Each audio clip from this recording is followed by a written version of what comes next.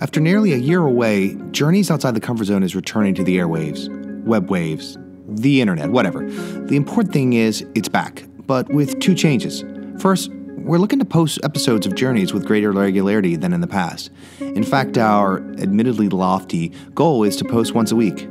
Second, I'm turning my focus away from myself. I want to explore other people's journeys outside the comfort zone, looking for moments where they too step into their leadership. I hope you are as excited as I am and will join me on these new journeys.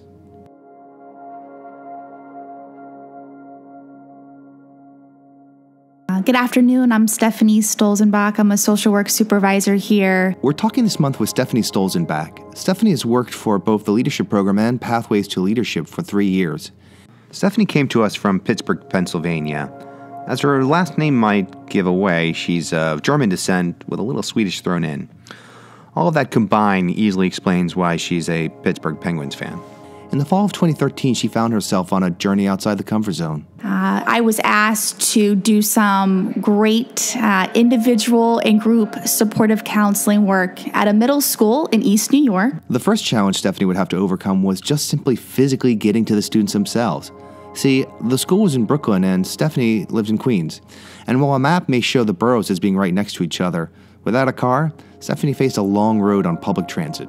So initially already I'm out of my comfort zone. I'm thinking, I'm on Hopstop and I'm looking at my address to the school thinking, wow, almost 2 hours each way, 3 trains and a bus. Neither Pathways nor Leadership had ever worked at the site, which was itself a new school.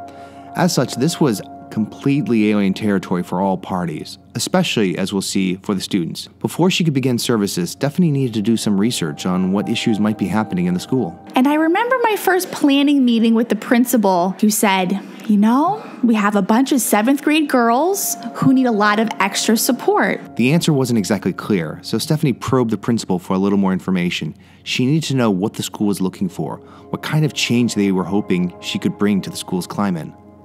All of 6th grade was full of verbal and physical aggression amongst this cohort of students. And I thought, wow, got some serious work cut out for myself. And I also was really ready to dive in.